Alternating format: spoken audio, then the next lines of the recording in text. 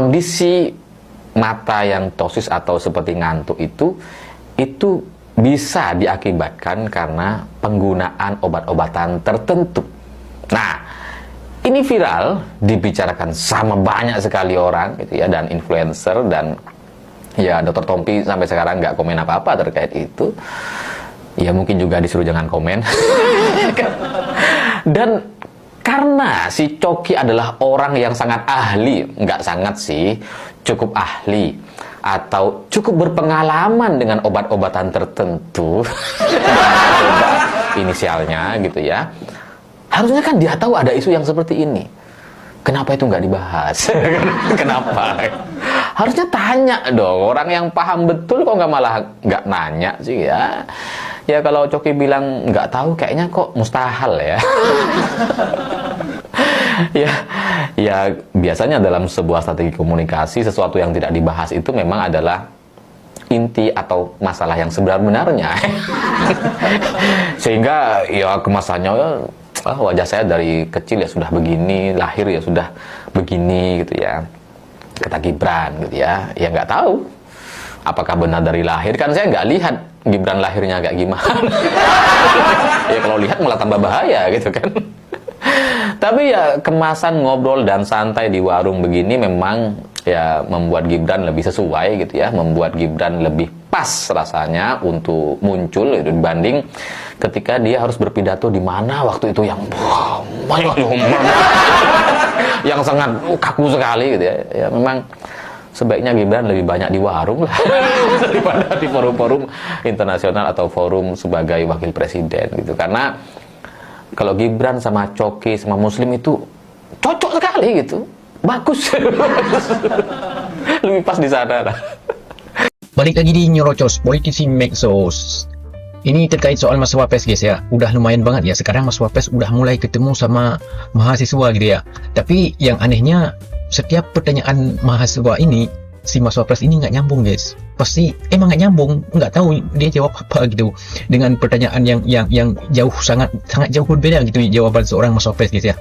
Dan juga ini soal termal juga ya, marahkan kemarin si Mas Panji kan nyindir si Mas Wapres ini ngantuk gitu kan ya. Setelah terlihat juga sekarang dia bertemu sama mahasiswa ya, sama aja dia, setiap dia diwawancara matanya tuh emang kelihatan ngantuk banget guys ya. Makanya kalian itu jangan baper. Emang adanya si Mas Wapres ini emang banyak pertanyaan mahasiswa juga nggak nyambung, apalagi apa ya, emang kelihatan kosong gitu. Jadi nggak usah baper gitu, emang ini kenyataannya loh. Makanya lahirlah sebuah ledekan-ledekan lucu ya untuk si Mas Wapres. Jadi nggak usah belum lama, langsung aja kita lanjut ke videonya. Boro-boro mau ngasih tanggapan di media. Segitu parahnya kah antipati terhadap Gibran di kalangan pejabat tinggi negara ini? Ini juga bisa dijadikan bahan survei loh ya. Nah, lanjut ya. Yang paling ganggenggong adalah ketika saya juga tidak menemukan tanggapan dari para elit partai. Bahkan dari partai PSI. Partai yang begitu memuja-muji Gibran. Disebut sebagai wapres terbaik sepanjang sejarah kan. Terus yang terakhir ini oleh Ketua Harian DPP PSI Ahmad Ali dalam konteks Pilpres 2029 kayaknya ini ya. Katanya gini, emang ada calon wapres yang lebih baik dari Gibran?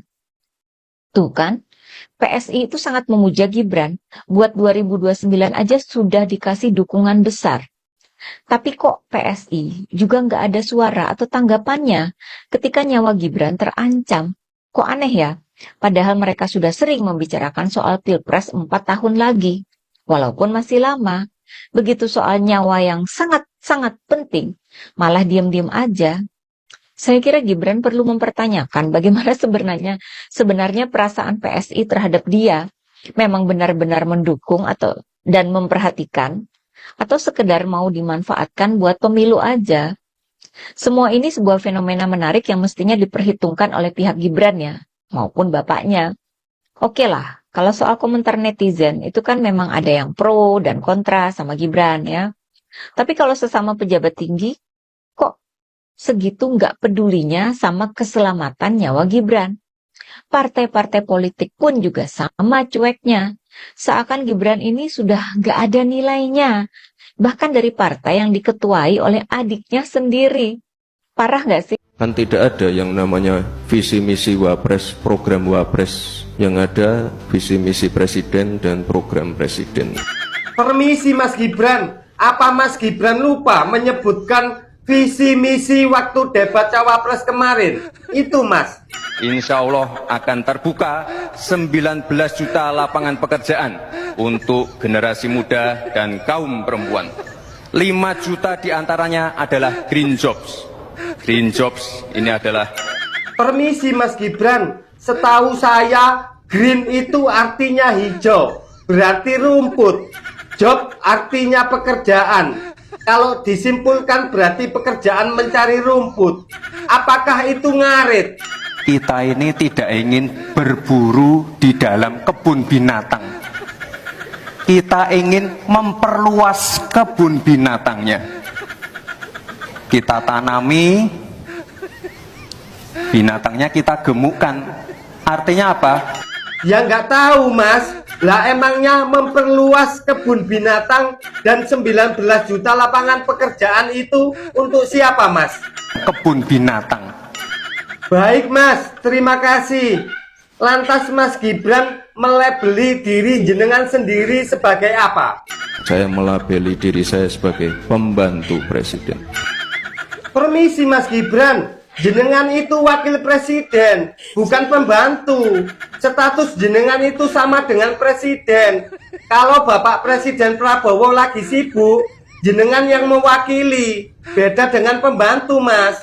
Setahu saya, kalau pembantu itu tugasnya nyapu-nyapu, cuci piring, gitu Mas. Permisi Bang, tolong beri penjelasan buat Mas Gibran.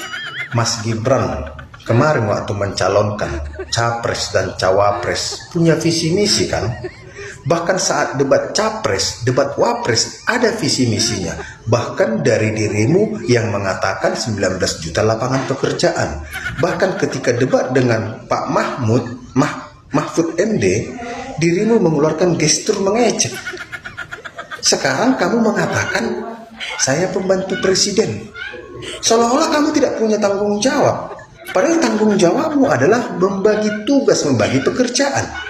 Pekerjaan presiden apa? Pekerjaan wakil presiden ada. Kalau kamu mengatakan kamu hanya pembantu presiden, ngapain kamu jadi wakil presiden? Sekarang seolah-olah dirimu melempar tanggung jawab kepada presiden. Seolah-olah dirimu tidak punya tanggung jawab kepada negara ini.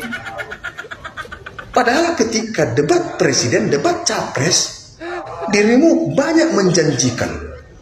Sekarang dirimu seolah-olah tidak ingin bertanggung jawab, seolah-olah semua kebijakan, semua visi misi itu dari presiden. Jadi tugasmu apa? Tugasmu kan ada, wakil presiden ada. Ketika presiden pergi ke luar negeri, maka tugasmu adalah melaksanakan pekerjaan dalam negeri. Ketika presiden tidak bisa ke sini, maka kau yang ke situ. Begitu loh.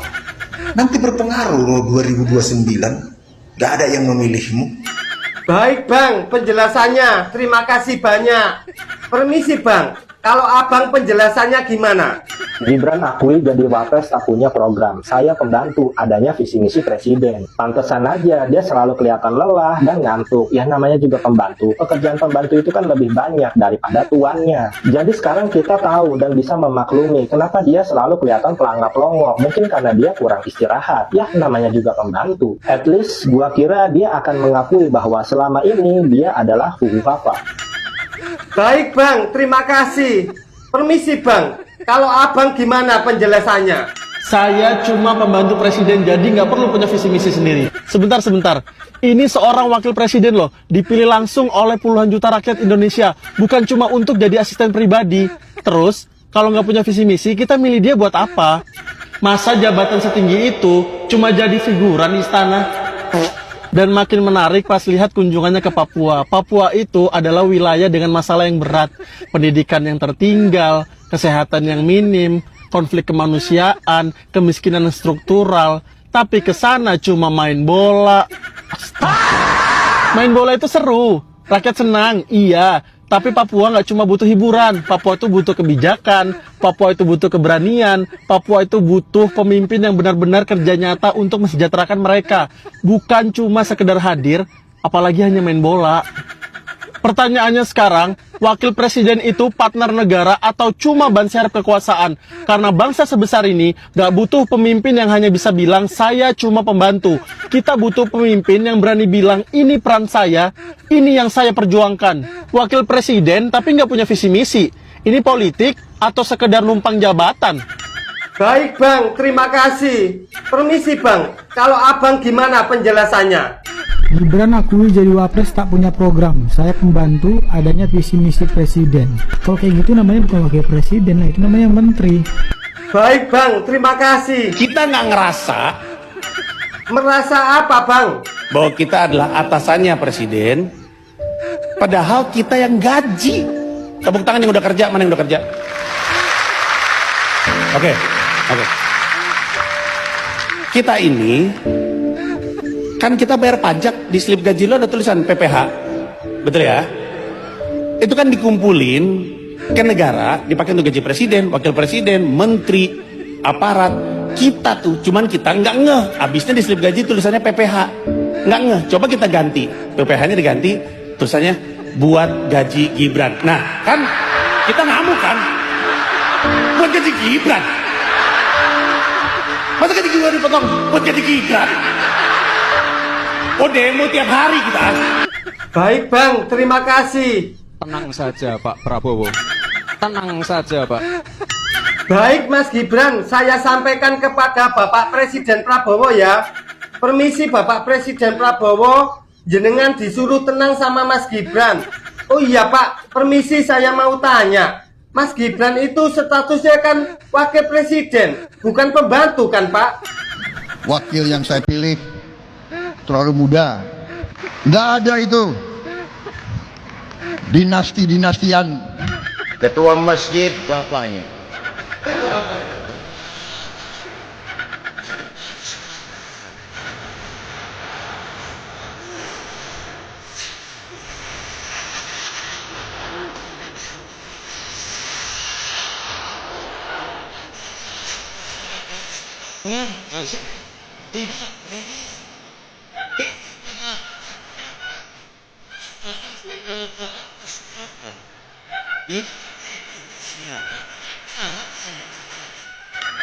Wakil yang saya pilih terlalu muda.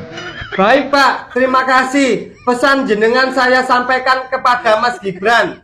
Permisi Mas Gibran, status jenengan itu wakil presiden kan? Tenang saja Pak Prabowo. Tenang saja Pak.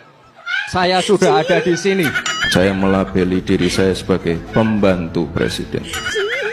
Baik Mas, terima kasih. Tenang Pak Prabowo. Tenang Pak Prabowo. Yo, ada saya di sini. Pak Prabowo aman karena ada saya di sini. Kalau saya menerjemahkannya, kalau Prabowo nggak pilih dia, Prabowo nggak aman gitu loh.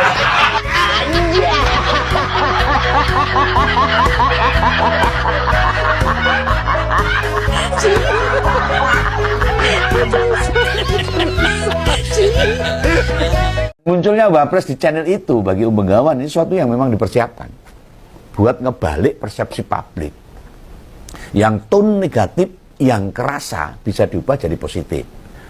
Iya, tapi kan masyarakat sudah mulai cerdas sekarang. Wis paham gitu. Apalagi 57% itu kaum milenial kita di Indonesia ini. Loh, apabila ini dibiarkan, ya jelas merugikan. Istilahnya kalau anak-anak Gen Z nyebutnya itu pansos, panjat sosial.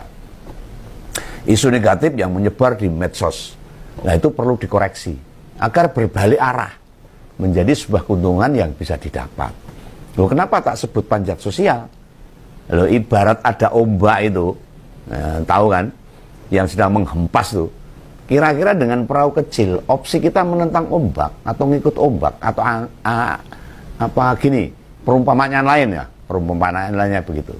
Kalau kita sedang berlayar menuju sebuah tujuan ke arah timur, tapi ombaknya ke arah sebaliknya atau ke arah barat. Andai kita nekat nerjang ombak arah barat, kemungkinan perahu kita pecah itu sangat terbuka lebar. Ora kuat loh, mau cilik. Lo apa opsi tetap melaju ke timur? Mau dipaksakan? Lo sebisa mungkin loh seorang nahkoda yang berpengalaman bakal mematikan mesinnya dan biar terbawa sebentar ke barat. Ngeli kalau orang boso Jawanya itu. Tidak masalah. Nanti bila cuaca dan gelombang mereda, baru menggerakkan kapal sesuai tujuan semula. Bila dalam hal isu besar Panji merosting Wapres, lalu dilawan, ya publik tambah tidak simpatik. Nah, mereka ngerti kok, ngebela para pendukung. Justru nama Gibran tambah diingat sebagai pihak yang sensi. Tensinya tinggi. Sepertinya tidak boleh disenggol. Sementara arus besar opini rakyat pada menilai bila sebutan ngantuk itu kondisi yang manusiawi.